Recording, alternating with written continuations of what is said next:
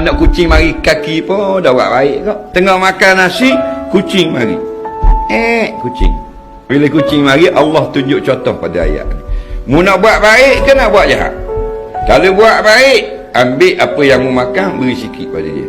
Kalau kita tengah makan nasi lemak atau makan pulut panggang, ada ikan panggang ke, dia akan bunyi je. Minta sikit. Saya lapar. Siapa kata Allah tulis dari azali sekian bulan dia akan mari kaki kita. Bukan jadi dengan tidak dirancang-rancang.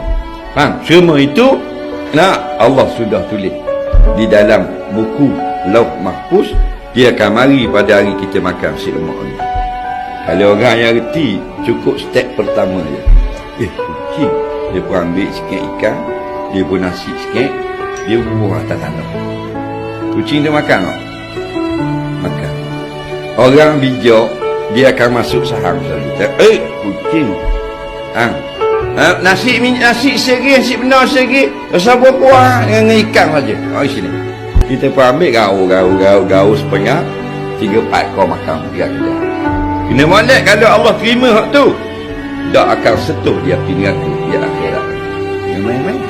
Kita tak tahu hak mana sekah yang menjadi benteng api neraka dari amal soleh kita. Tahu tak? Pasal kita bukan banyak amal soleh.